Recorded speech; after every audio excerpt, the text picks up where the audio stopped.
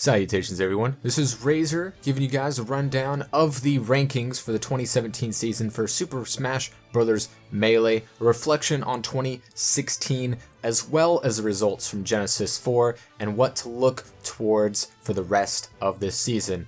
Let's start with number 10, your boy Shroomed, aka Dewan Energy McDaniels from North Cal with that chic, holding down that 10th place like he did the year before. But even though a lot of people didn't move in the rankings a lot, not everybody, jumped 10, 11 spots like, Swedish Delight or Wizrobe, the people that didn't go up still really brought it and improved their game a lot in 2016.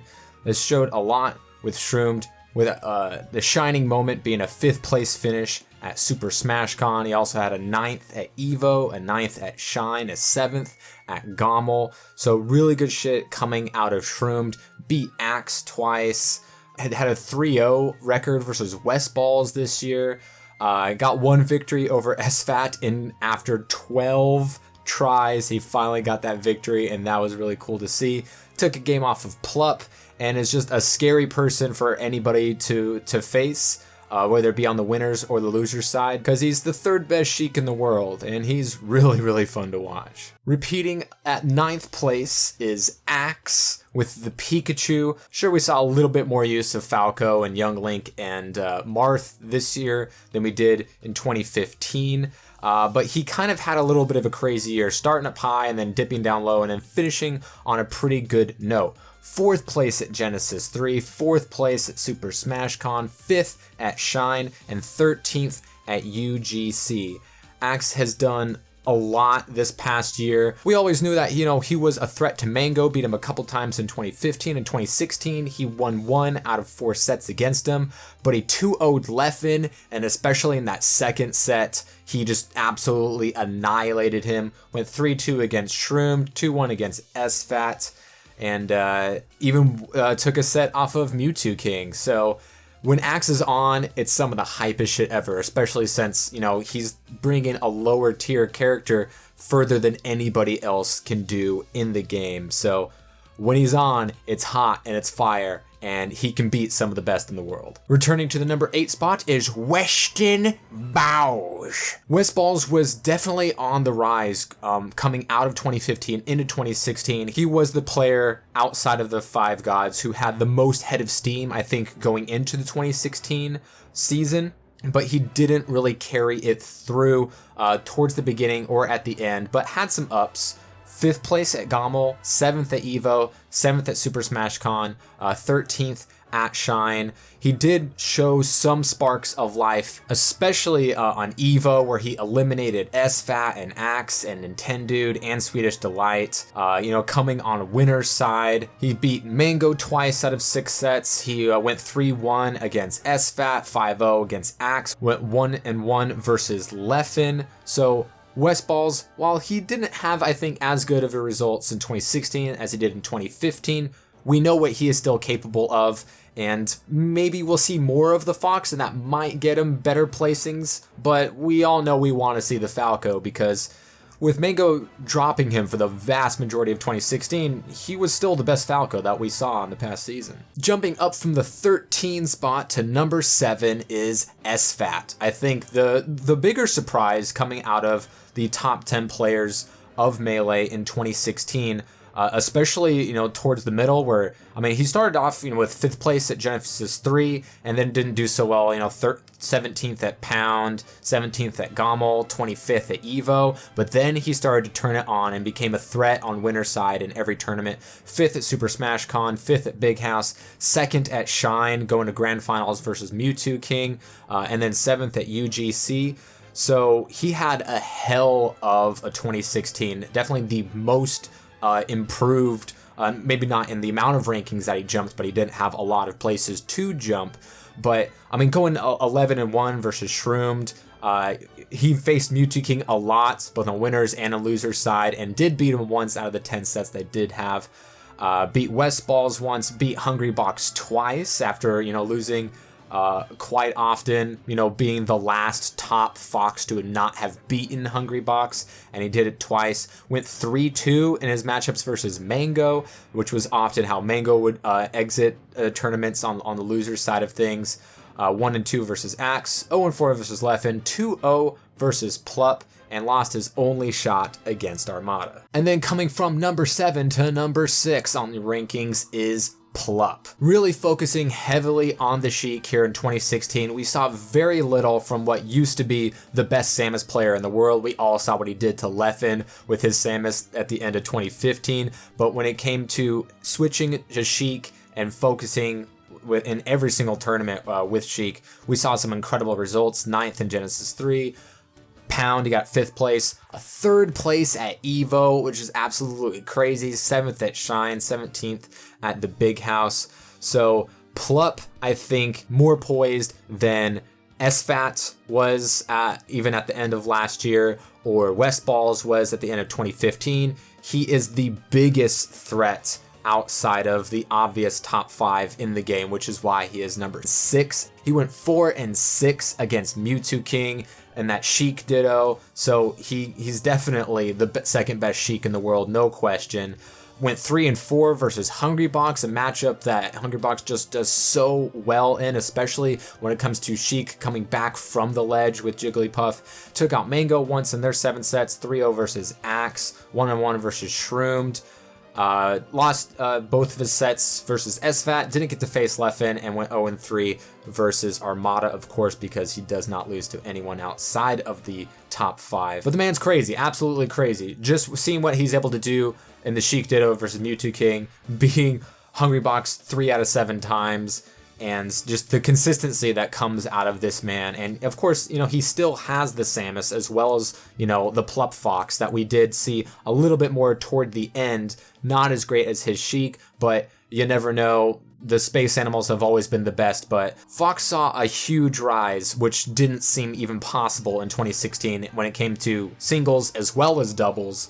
But Plup Sheik is where it's at. And then, of course, you have your top 5 players in the world, starting with number 5, Leffen. Last year he was number 3, but because of the visa issues, he was not able to participate in a tournament in America until Gommel, where he just came out and beat everybody. We know he's the only person to have beaten all 5 gods, and at Gommel he became the first player to ever beat all of the remaining gods in succession in one tournament at Gommel.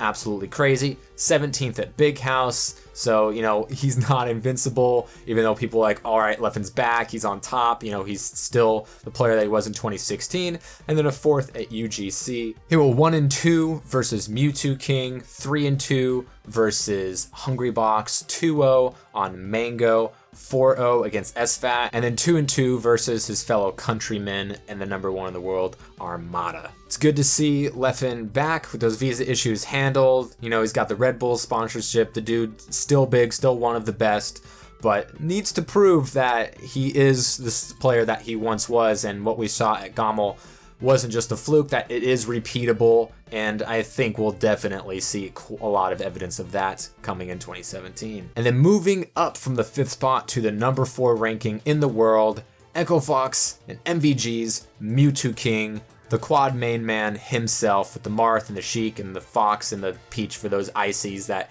gave him a little bit of trouble in 2015, as we all know. But this 2016 was the Return of the King, Return of the King, Return of the King, every single tournament, because we saw so many flashes of brilliance. 9th at Genesis, 9th at Get On My Level. So, not a lot of people were hot on him, towards the beginning of the year. He's a very mental player, so he can be the hottest player in the world and get tilted very easily and lose to people that he shouldn't, like he lost to Nun a couple of times. And we all know that he doesn't always have the greatest mental fortitude, but when he does, 5th at Evo, 3rd at Super Smash Con, 1st at Shine, finally got that major win off of his back after not winning one for so long, 4th at Big House, and then 2nd place at UGC, which went down as one of the greatest loser run brackets in history, where he beat everybody. He beat everybody, but he was coming on loser's side, so he wasn't able to win grand final set 2 versus Armada after beating him in the first set, but it was absolutely crazy. It's all about the consistency of his Marth and what that can do against Fox and Armada's Peach, and when the Marth isn't looking so hot, or when the matchup calls for it, the Sheik, which is the character that we see him mostly play, even though it might not get the most hype, is the character that he practices the most, uses the most, before they get to top 8. So the best Sheik in the world, the master of the edge guard. He's absolutely a machine. The only player in the entire year to 3-0 Armada, Hungrybox, Mango, and Leffen. You can't take that away from him. He's the only person to have 3-0'd the other top 4 players in the world. So we know when he's at his best, he is the best. He is the king. The question is about consistency and the mental fortitude. 2-0 versus Shroomed, 2-1 versus Leffen, 2-0 versus SFAT, 3-8 versus Hungrybox with that Fox that didn't start off very well at all, but then he won a couple of wins in a row with that Fox, and to make it seem like he had the most success in the Fox Puff matchup against Hungrybox than when you compare to how Hungrybox did against Mango and Leffen and SFAT. Mew2King almost seemed at times to have the most consistent Fox in that matchup, even though he's the one who uses that character the least. 4-4 against Mango, 2-1 versus Axe, 6-4 versus Plup, and that brutal Sheik Ditto that always goes to game 5. And it's always crazy and it's always hype. Mew2King comes out on top by 2 games there. Went 9-1 versus SFAT, so pretty dominant. Did have that one loss that made people think SFAT was going to be the guy, but Mew2King did end up putting a lot of people in their place toward the end. And of course, the important 2-8 record versus Armada. When that Martha's on, man, it's absolutely ludicrous, and obviously the most hype thing that we can see at Melee at the high level of play that Mew2King is obviously capable of against the rest of the top 9 players in the world. He's 32-27, boasting a very positive, although inconsistent, record against the top players in the world. Because of the way that the seeding worked in 2016, with Mew2King being where he is, whether Leffen was there or not, really definitely hurt him, because the 2 players that give him the most trouble, Armada and Hungrybox, the top 2 in the world, he would have to face at least one of them in order to get to winners finals, let alone grands. So the seeding hurt Mew2King a lot more than, say, it did to Mango, but he obviously had many opportunities where he could put everybody away, and at UGC he did put everybody away, but he needed to put Armada away twice, which is obviously his biggest demon. He's way more consistent against Leffen and Mango and Plup, Axe, SFAT, and all the other people out there. So with a better seeding, you'll see more winners Mew2King runs, because we know losers Mew2King doesn't do very well unless you look at UGC, where it was one of the best that we've ever seen.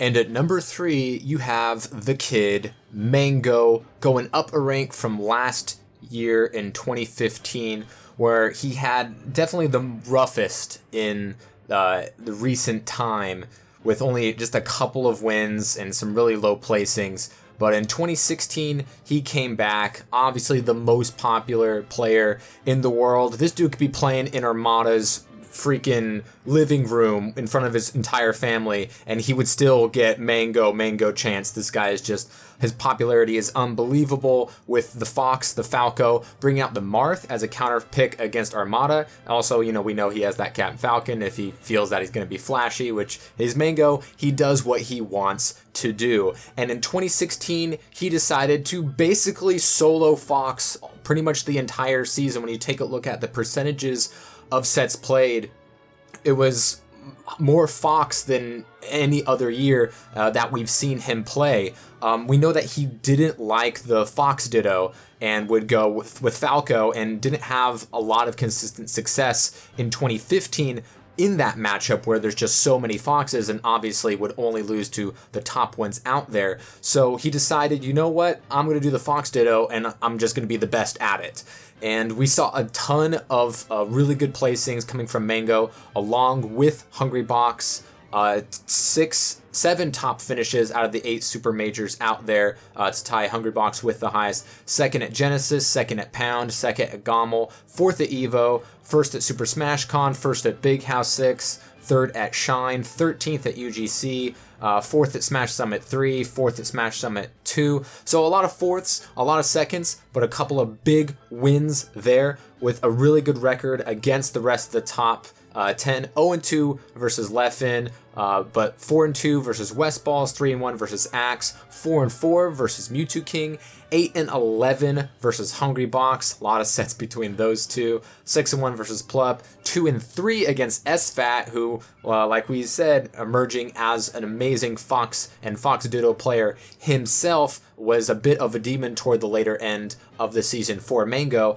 but he does boast by far the highest winning percentage against the number 1 Armada with a 7-3 record, because that's how the Melee script is written, and they saw a lot of head-to-head matchups in winners and grand finals. So Mango, a lot of steam ahead. We obviously saw him pull out the Falco in Genesis 4, and that was some of the hypest shit ever. We'll talk about that later, but Mango poised to beat absolutely everybody, including the number 1 and the number 2 and the number 4, 5, and everybody down below in true Mango fashion. Not as consistent as Hungrybox or Armada when it comes to, always being on winner's side, but we do know Loser's Mango is probably the most dangerous fiend that you can fight in that lower bracket. He is the easiest, I believe, out of the top 10 to tilt. Obviously, Mewtwo King has the mental focus and confidence issues, but Mango, once you get him going, he can just jump off the edge and take the L, because he wins and loses on his own terms. And then you have your returning number 2 player in the world. Looked like he had number 1. It was going to be his year. The first 7 months of 2016 was all Hungrybox. Third at Genesis, first at Pound, third at GOML. He won EVO in the hypest set in Melee history against Armada, the clutchest of clutch boxes. The performance of a year, I think, for any esports player on the grandest stage in a terrible matchup against the best undisputed champion of the world, and that put him on top for a time, but toward the end of the year, Armada did cement himself. But Hungrybox, along with Mango, the only 2 players to have 6 top 3 finishes out of the 9 super majors, out of the 8 super majors out there. Third at Genesis, first at Pound, third at GOML, first at EVO, second at Super Smash Con, fourth at Shine, fifth at Big House, and third at UGC. 5-0 against Shroom, 2-3 against Leffen, 7-0 versus SFAT, 11-8 versus Mango, 8-3 versus Mewtwo King, 4-0 versus Axe, 4-3 versus Plup, giving him quite a lot of a struggle in that matchup, 6-2 versus Westballs, and the all-important, the one that mattered the most, 4-10 record versus Armada. If that was 7-7, Hungrybox is number 1 in the world. Obviously, if it was 8-7, it puts him on top. He won the most championships last year when it comes to majors, and super majors out there, the most consistent, the most top 3 finishes out there, or at least tied with Mango, and definitely number 2 in the world. Last year, it was all 1-2, 1-2, 1-2. HBox Armada, and at the end, your number 1 in the world, once again, Armada, winning Genesis 3, 5th at GOML, 2nd at EVO, 2nd at Big House, 1st at UGC, with that unstoppable Peach-Fox combo. Doesn't lose to anybody outside of the top 5, with 2 losses in 4 sets versus Leffen, 7 losses in 10 sets versus Mango, so Mango had a big advantage in that matchup. Definitely his biggest demon out there. Had 2 losses versus Mewtwo King in 10 sets, and 4 losses versus HBox in 14 sets. So with a record of 32-15 against the other top 10 players in the world, Armada is set himself as number 1, especially with the way that ended. And the last 2 majors, it was either him or Hungrybox, and he won them and beat Hungrybox at UGC to leave little doubt in people's mind who should be ranked number 1 in 2017, and it's the Swedish sniper, Armada. And then at the first tournament of the year, Armada over Mango at Genesis. in quite the lackluster grand finals where Armada just steamrolled him, where it felt like Mango was going to be more competitive compared to what we saw on the winner's side. Mew2King, third place, super strong, looked like he was going to have it, but then, Mango got it, just snuck it, pulled the rug right from under him. Hungrybox, the fourth place finish, fifth with Leffen. So there's your top 5 ranked players in the world, not in that order, but your top 5 is your top 5. And those are going to, when all those 5 people are in tournament, that's, 89% of the time, that's going to be your top 5 with some inconsistencies coming out of Mew2King and Mango. Sometimes they lose to people that they shouldn't, or they have some matchups against certain players, like for Mango, Axe and West Balls are really tough for him. And with Mew2King, Plup gives him a lot of trouble. Plup also with 5th place, so he's definitely right up there. And then Axe and West Balls rounding out top 8. S2J had that crazy set versus Armada that everyone thought it was going to happen. The last time that Armada lost against a non-god or Leffen was against the Captain Falcon. I believe it was Silent Spectre, but it's been a long time since then. But S2J, once again, S2J we know gives Mango a lot of trouble a lot of the time, and is definitely always a threat to make things very, very interesting at either the beginning of top 16s or beginning of top 8s. And of course, there's a lot of wild cards out there like S2J who mix things up. Wizrobe got another victory over Hungrybox in the tournament prior. Granted, Hungrybox very injured, but no one's going to take that win away from Wizzy, especially since we already knew that he was capable of taking out Hungrybox at top form when he beat him last year in that crazy matchup. And then you have players like Swedish Delight or Hugs or all the Icies out there, or Duck with his Samus that can just throw even some of the best players off and just mix the way that things go when it comes to closing out top 8s and top 16s. So everyone's expecting a lot out of Wizrobe. He's been doing phenomenally lately and is definitely capable at, I would say, at least 4 top 8s this season on Super Nationals. But as majors as a whole, he's going to be a big threat. A lot of people are wondering, is a non-top 5 player in the world going to win a major? Can West Balls do it? Can Plup do it? Can Wizrobe do it? S2J? There's a lot of hype, a lot of people rooting for underdogs in Melee because the top 5 are just so established and their win percentage against people outside of the God status is just so minimal that a lot of people love to see the upsets, and they love to see crazy losers bracket runs and possibly just unheard of things when it comes to certain matchups or certain characters or certain players and their history. Just makes Melee it's a long historic esports scene with so many storylines, and yet we still see some kids out there making some crazy shit going on with some less than top tier characters like Axe with the Pikachu and Wizrobe with the Captain Falcon, and that shit's always fun to see. And then of course we can't talk about Genesis 4 without talking about the most amazing set probably of the year already in Mango versus Leffen. That was insane. I didn't expect to see the Falco because that we know in 2015 he didn't like the Fox Ditto and would lose a decent amount of the times, and then 2016 he was like, what, no, I do the Fox Ditto and all of a sudden I'm like the best in the world at it. And he was pretty much just a Fox main throughout almost all of 2016. We saw it sometimes when he was being down, he would switch to Falco, or when he wasn't taking things seriously, as we know Mango likes to kid around, we would see some Falco. But when everything was on the line and serious and in top 8, it was like always Fox. But here against Leffen, definitely not a slouch at all. He goes with the Falco, and he just does some of the most insane shit anybody has ever seen happen in the game. It was so hype. If you haven't seen it, take a look at the VOD. There's a reason it has 10 times or 50 times as many views as, grand finals or winners finals does, because it was absolutely insane what Mango did to Leffen in the way that he did. It was crazy. So we'll want to see more of that shit come out of every single player. We love seeing upsets. We love seeing the gods going up against each other. We love seeing, the Ken combos. We love seeing the rests, setups, the clutch boxiness, the chic edge guards, the crazy Fox and Falco space animal combos and shines, and Peach RNG turnups, just throwing crazy shit, like when Armada pulled a laser and a bomb and a Stitch in one match at Genesis. In one game, and not one game, not even one set. I was in one game. So Melee's crazy, man, and we love it. And 2017, as always, gonna be hype. In the set. This is big. He's so far away, and that's it. Down there every day of the week.